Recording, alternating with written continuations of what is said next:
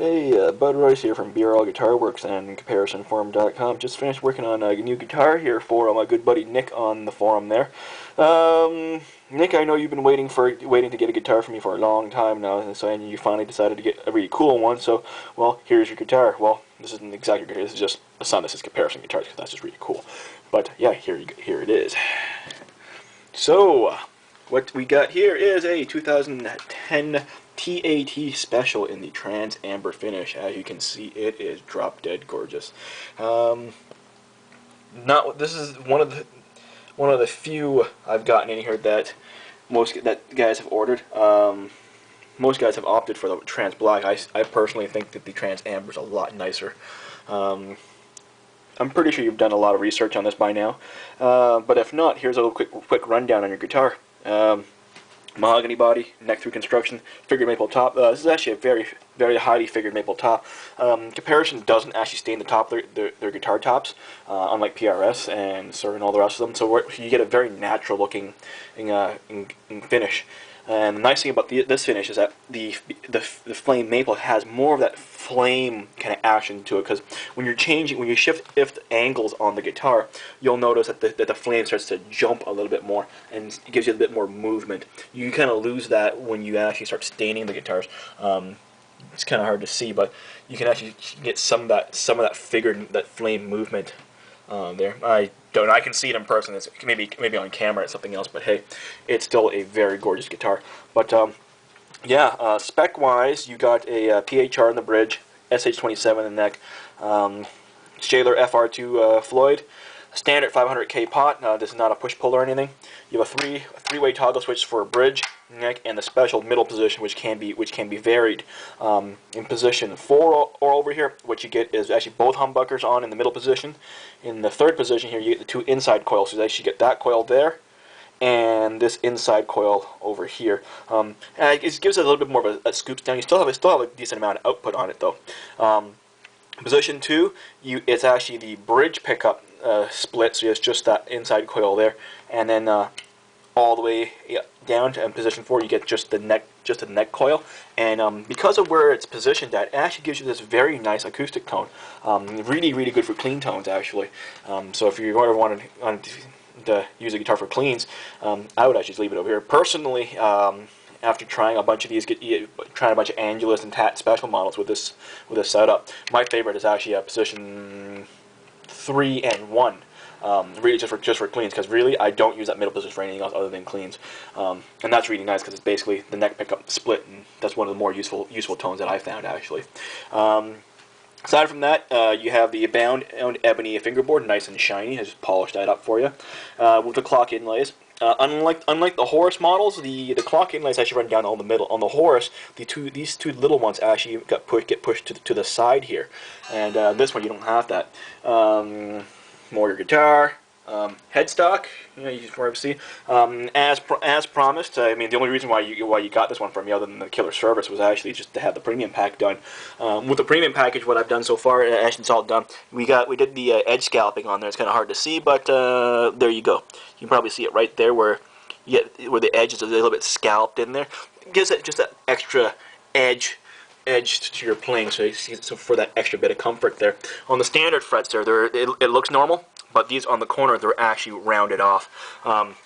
Fret ends are also nicely rounded as well, so basically the net effect of that is just extra playing comfort. Basically playing on one of these guitars with the premium package done, at least with the comfort pack stuff, or with the modifications, whatever. I need to find a name for it.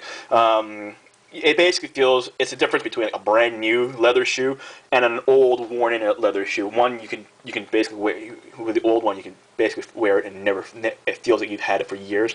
This guitar honestly feels like a guitar that you would have gigged with for 10 years or so and just broken into hell. On the side, there goes something on my foot. Aside from the modifications part, we also did the upgrades on there. So with the Floyd Rose, the majority of the work has been done on the bridge here, because that's where a lot of the signal path goes through. But here we did we gave you the brass block upgrade. It's actually a 37mm brass block. We gave you 4 noiseless springs, just because no one likes noise, and of course the all-important arming adjuster for trem stability and the extra boost in resonance. Totally killer. It's set up. The bridge is actually set up so that it actually pulls up a little, so you can see that it still pushes up, and when you go down, it gives it just a little bit of moves just a little bit there, just so that you still have that 0 point. On the TAT Specials, I've actually been getting a lot of questions from a bunch of guys, and I don't know if this is one of the questions you've actually had, but I've actually been asked a lot about how the neck finish is like on the TAT Specials. And nice thing is, when Caparison does the finishes, it's glossy, but what they do is they kind of blend it in, and you don't really feel it. But right around here, you feel a little bit of gloss, but it's not a lot. You get a lot more of the gloss finishes. So the way they've probably done this is they just masked it a little bit like this, and then just sprayed the clear. It's just so it touches a bit of it there. Really nice blend. It's not like the ESP stuff where it's just a hard finish line. You actually don't feel it, and there's no way this will ever the clear will ever chip. Part of the premium package, I've actually stripped down the thin layer of clear that was on the back of the neck, and I gave you the bare wood oil finish. But what I've done is I've also feathered the clear that was already here.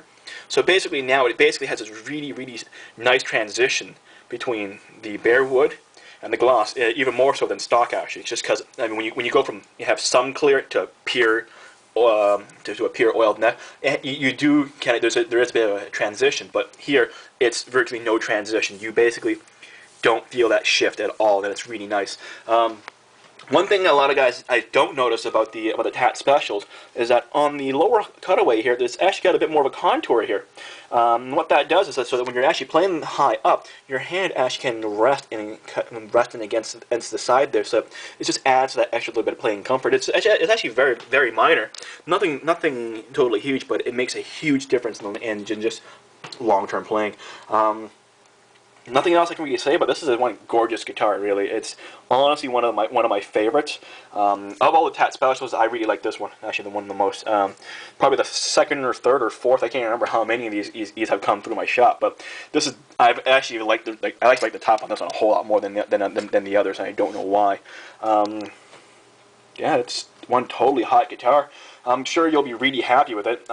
This should have been done for you a couple days ago, but for the last couple of days, I've just been trying to get too much perfection out of this because I was trying to get the action as dead low as possible, and got it down to like 1 millimeter at the 12th fret. And for some strange reason, my mind was playing games with me, and that just felt high. But if you think about it, 1 millimeter at the 12th fret is crazy low. In fact, it's too low. I actually had to raise it back up to 1.5, which is actually considered too low for some guys already. Either way, I managed to finish chasing that unicorn and get you one really kick-ass guitar. Because well, if you're getting a guitar from me, it had better be near perfect or perfect. Because otherwise, you're just gonna wait another day until I can get it perfect. But yeah, this is your guitar. We'll do a quick close up of all the little tidbits, just because I'm pretty sure you're just dying to get this, and with good reason, because it is one killer guitar.